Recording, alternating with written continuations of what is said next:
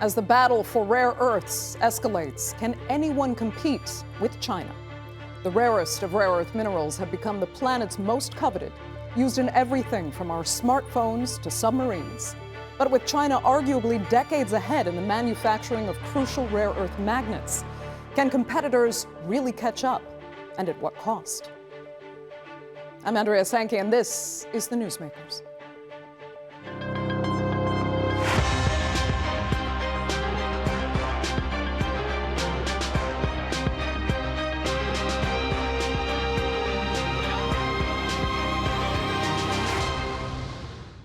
Now, while some accuse China of monopolizing, even weaponizing its mining and refining of critical rare earth minerals, others argue competing powers only have themselves to blame. For decades, China did the dirty, cost-intensive work of mining and producing the rare earth products used in everything from vehicle motors to TVs and fighter jets. Wealthy nations around the world were happy to rely on Chinese supplies until now. But the problem is, even if the minerals can be mined outside of China, getting the expertise and infrastructure to refine and make the products does not come easily. Here's a look. China doesn't just mine rare earths, it dominates the market. Through decades of state planning and relentless investment, Beijing has established itself as a central player in the global supply chain, and it's now rewriting the rules that govern it. Today, it refines nearly 90% of the world's rare earths, and with each new restriction, that control tightens. This month, Beijing tightened export curbs once more, proving that control of supply chains is control of progress. Rare earths and related items possess distinct dual-use attributes of military and civilian purposes. China's implementation of export controls is a legitimate practice to refine the export control system, safeguard national security and interests, and fulfill international obligations. The recent rare earth export control measures represent the Chinese government's lawful refinement of its export control system and are not targeted at specific countries or regions. While Beijing calls it regulation, its competitors call it leverage. Within days, the impact was felt in Europe. Production lines in some automotive and tech hubs slowed as China's new rare earth export controls bit into critical inputs. In recent weeks and months, China has dramatically tightened export controls over rare earth and battery materials. At least to some extent, this is part of wider economic friction between China and the United States, but it has a huge impact on us here in the European Union. We all know how important rare earths are for our industry, whether for cars, semiconductors, or military equipment. The decisions announced by the Chinese government on October 9th poses a significant risk. The EU is now racing to adapt, boosting stockpiles, investing in refineries, and seeking new trade partners.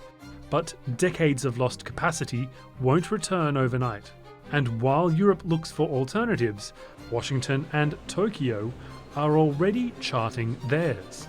In Tokyo, President Donald Trump and Prime Minister Sanae Takaichi signed a new framework on rare earths and critical minerals, committing to joint investment, new refining capacity, and shared reserves within 6 months, aimed at rebuilding supply chains beyond China's reach. We're just signing a new deal, and it's a very fair deal, and we look forward to welcoming Japan into the United States and a continuation, and it's something that everybody is very, very excited about.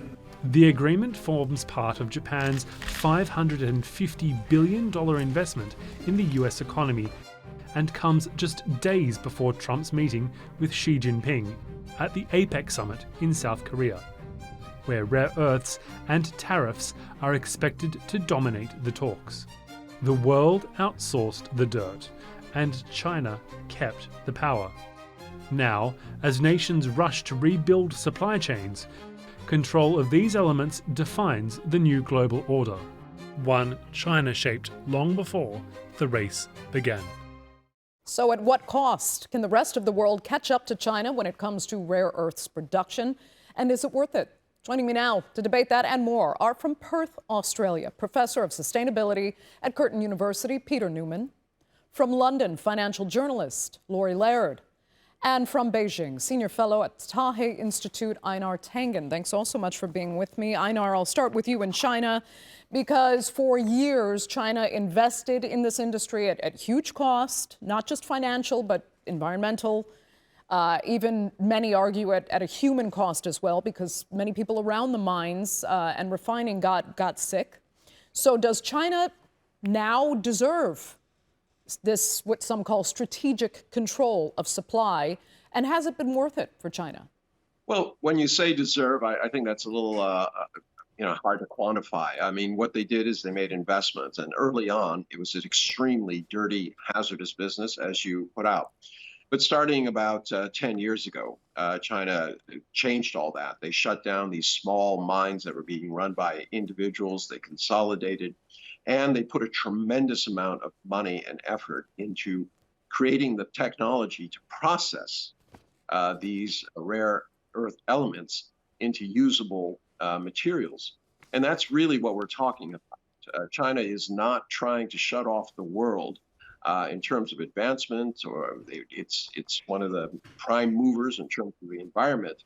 What they're really trying to do is make sure that people aren't making weapons that are going to be used against China with their rare earths. Let me just ask you quickly, though, because some accuse China of breaking WTO rules in the process by investing to the point of subsidizing unfairly these industries so that no one could be cost competitive. Well, I don't think that's true. Where they subsidized heavily was in the technology. Now, any country could have done that. In the United States, until Donald Trump, the vast majority of investment or funding for any kind of research through the universities funded by the U.S. government. That's why you're having all these lawsuits against Harvard, et cetera, taking away $60 billion. So it is a game that everybody plays. You want to be on top. You want to have innovation. And generally, it's the government that puts that in. So you have situations in Europe where they're investing in all sorts of things. It hasn't been as productive as China. The U.S. has put a tremendous amount of money. The internet never made money for years. It was controlled by the government. So I think this rings a little bit hollow. Just quickly, though, would China even be restricting any of this supply if it weren't for Trump, or would that have come anyway? No, I think it really has come to a head with Trump. But they also realize, I mean, when you have a country that asks Australia, Japan, Philippines, and also South Korea whether they would go to war over Taiwan, and they have a white paper identifying you as an enemy, and they have 400 bases around you, I think at some point you have to come to the realization that you do not want to provide the bullets, or in this case, the bombs and missiles that would be used against you. And I think that would be a prudent thing for any government. Okay. That is truly a security issue. Let me ask Laurie that question then. I mean, is China only doing what the U.S. and any other country would do if it had this same kind of strategic supply, especially in its own national security interest? Well, the U.S. and Europe have really, it's sort of a paradoxical situation here. Until very recently, the U.S. was pursuing a semi-green agenda, perhaps less actively than Europe has been. But it worked out quite nicely to subcontract some of this dirty business, the dirty mining of elements that are key in the energy transition, some of these rare earths. And these minerals aren't necessarily rare. They're all over the place. But it has suited the West to let China mine and process them.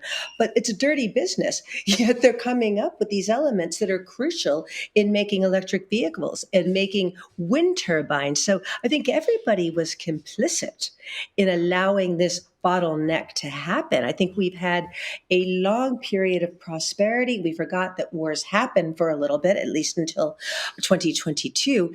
And I don't think countries looked very strongly at bottlenecks, potential bottlenecks. We didn't learn a whole lot from COVID. We had a situation where Germany was so reliant on Russia for cheap energy and so reliant on China for its export market. We have another bottleneck. I'm digressing a moment, but I think it's important. We talk so much about this stranglehold China has over rare earths. It also has a stranglehold in pharmaceuticals. So many of the components that go into everyday pharmaceuticals that are needed all across America and other points in the West are sourced from China. So there are many of these imbalances that have been developing over the past couple of decades. Right. So, I mean, Laurie, do you think there's a real chance now then for the United States and Europe to whatever extent to catch up? Because, also there's the issue that the need for these supplies and the current technology might not be guaranteed in the longer term. We might phase out this technology that requires rare earths for something else. And that's the interesting question, isn't it? Because China has a lot of leverage here. America and Europe have talked about different ways of trying to gain more of these rare earths, to stockpile these rare earths. That's not something that can happen next week. But you're absolutely right. We have seen when things are scarce, we have seen innovation. Look at the Chinese AI, look at DeepSeek, which was an AI system that was developed without these really whizzy chips that America has been withholding from China. So innovation does tend to overcome some of these shortages. It does take some time. It gives China leverage. China will have to know and will figure out how to do this artfully, how to withhold just the right amount that doesn't encourage that innovation to, you're right, sort of skip over some of the stages that require these rare earths. Okay. So, Peter, having heard that, we now have Australia boasting this $3 billion investment in the sector. It's cooperating with the United States. Is it really economically and environmentally beneficial for Australia for this point? Or do you fear that maybe it's too far behind to get the production side of the value chain in action in Australia? No, it's not far behind because we've been producing minerals and critical minerals and rare earths in this state that I live in as part of Australia for a long time. In the last 8 years, we put together a report to try and show that the world was changing to get more need for them, for these critical minerals and rare earths, because of the energy transition. That was going to become a mainstream thing. It would not be just a small boutique operation like we were doing. But China has been investing in our mining industry and taking the product, dig it up and ship it out, and we would give it to them and they'd make all the money out of processing and controlling the market. So that blockade of the market meant that we were never able to develop the industries to process and provide them to a bigger global market. That will now change. We now have an opportunity with the American money and the American interventions that they're doing to try and open up that market. And I believe that the world will need it because China wouldn't have been able to provide it all. We've got a crustal element that enables it to be cheaply produced. It is sitting on the surface. You remember that they were talking about giving critical minerals to America from Ukraine. They were 50 metres underneath the surface soils of agriculture that they have, which we don't. So it is a new era that's starting, and I think the Australian minerals will provide and we will together process them and make them available on the world market. Okay, Einar, judging from your facial expressions, you seem to doubt that. Well, okay, I've talked to experts in the industry and I've done my research, and it would take 5 to 7 years just to answer the critical needs of the defense industry. And it would take 10 to 15 years, assuming China stands still, to get some sort of parity in terms of production, not price, just in terms of production, in terms of being able to supply what is necessary outside of China. So, I mean, it's kind of it's nice. I like the boosterism for Australia. You certainly have the rare earths there. They're easy to get at, cheap to mine, but that does not mean you know how to process them. And yeah, as I'm sure, even as an environmentalist, you know that there are 4 parts to this whole area. One is the collection. The second is to differentiate all the products, all the minerals, the separate ones, and put them into different areas. Then you have the light processing and the heavy processing. China controls 98% of the heavy processing that goes into these magnets that are very important. Now, Australia doesn't have that. You're certainly in the second position in terms of doing this, but you're a long ways away when you start looking at the figures in terms of doing it. And $3 billion, I'm sorry to say, is a drop in the bucket compared to what's going to be necessary to bring this up. And it's going to take time. You don't have the processing technology now, and it's going to take time to do that. And I do think that China will kind of slow play this, as you mentioned. But Peter, quickly, and please, if you think that's untrue, you can go ahead and say so. But there's also the issue of the critical skills in engineering, for example, that many say Australia and the U.S., for that matter, are missing. China has been training the right kind of engineers and skills base, while the U.S., Australia, and Europe have not. Do you believe you have the technical skills and all the rest that Einar was describing in Australia to do this? I think Einar needs to come out to Australia and have a look. You'll see that there is already a rare earth processing plant in Kalgoorlie, and that is operating. We have lots of other processing plants for the critical minerals and for things like nickel and cobalt. They are operating now. I have been to them. They are working well. They are highly technologically sophisticated because we can't compete on labour markets with China, but we can compete on technology. We are a mining state that's very wealthy because we actually do something with these mines. We don't just dig it up and ship it out any longer. And I think you're getting the wrong information there. We will be competitive because we have the technology, we have the training, we have the commitments now, and we've now got the money to process more of this. We certainly have started that. Let me get Laurie's opinion here. Laurie, should China feel threatened not just by this Australia-US cooperation, but also by this US-Japan cooperation as well on the rare earths front? Before we get to that, Andrea, if you don't mind, Peter, do you mind if I ask? You mentioned that the technological expertise in Australia. Do you have the labor supply? Do you have sufficient labor that's willing to work at a cost that's reasonable to mine this stuff, to process this stuff? Because certainly, going back to one of your earlier points, Andrea, this will be an issue in the U.S. The U.S. is trying to accelerate the opening of mines, identification of reserves, opening of mines, looking at processing.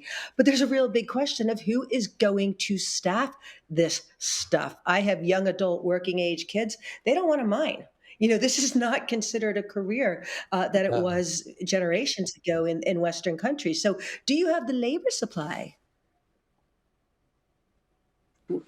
I'm at Curtin University. We have a very big minerals and mining component, and hundreds of people come from around the world to study here, do masters and PhDs, and to get jobs here because there is plenty of jobs around. This is not the problem that we have. It's a myth that somehow or other Australia are dunderheads that don't do this sort of thing. We do, and our whole economy is based around this, and we are not going to go away. And Einar can laugh, but it's not true what you're being fed about the fact that we will be providing a very large proportion of the world's critical minerals and rare earths in the future, because we now will be able to process and make them available very cheaply because of the technology and the expertise that we have. Okay, Einar, I can see you're still skeptical, but let's look forward then if we can, because we have Presidents Trump and Xi meeting in the coming days. How do you think they're going to approach this together? Will they find some symmetry here? Because the way it sounds on this panel, at least, there's a lot of room for confrontation and disagreement. Okay. First, I was laughing because I'm quite close to Australia. The two previous ambassadors have been close friends. I do believe Australia is very good in minerals, and I think that they eventually will get there. In terms of cost, no. In terms of ramping up technology and the kind of scale that we're talking about, I think, Peter, that you're glossing over quite a bit. I know you're very proud of your area, but pride does not equal action and results. So in terms of Xi Jinping, and It's on also, the ground. It's on the ground. it's in terms of, thank you.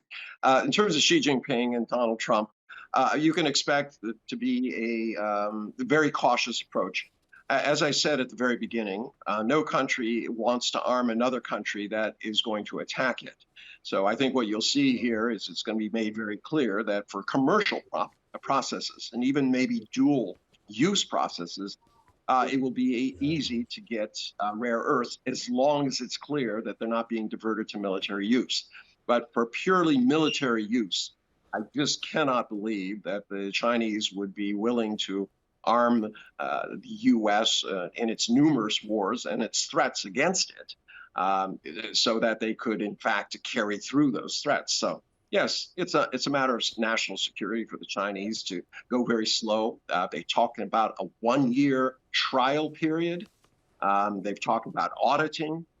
They've said to close allies like Pakistan, look, we're not going to sell you rare earths if we think you are selling those to other parties.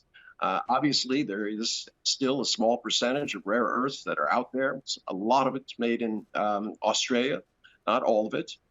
There are other areas. Canada is vying for this, as you also heard. Japan is as well. Everyone's going to be talking about it. It's going to be an area of interest. But to get it done takes a lot of time, planning. You have to have the right pricing, because in the end, if you're going up against China commercially, it's going to be tough. Okay, let me get Laurie's take on how much leverage you think each man has going into this Trump-Xi meeting when it comes to rare earths. Go ahead. That's the big question, isn't it? And I think that the U.S. seems to have underestimated the strength of its position. We have heard Donald Trump say famously to Vladimir Zelensky in the Oval Office, "You don't have the cards." I'm not sure America realized how weak its hand is as well. I think the U.S. in designing its trade policy thought, okay, we buy a lot of goods from China, many, many more than we sell to China. Therefore, they're more dependent on us than we are on them. What doesn't seem to have been considered is the composition of trade. So the stuff that America sends to China is things like soybeans. America sends more soybeans in value terms than it does aircraft engines. Soybeans are fungible. China can buy soybeans from Argentina, from Brazil, and it has been doing that, where the sort of stuff that China is sending to the U.S. isn't so easily substituted like rare earths. So this, the balance, the consideration of this trade war, but in Washington, I don't think looked much below the surface. And at the moment, I think Xi Jinping and China have a much, much better sense of leverage. And that's, again, before even talking about where these other strangleholds are, like pharmaceuticals. Okay. Peter, 1 minute on your thoughts for the Xi-Trump meeting here and who has the leverage over whom. Well, I think we have often underestimated Trump, and I certainly have myself.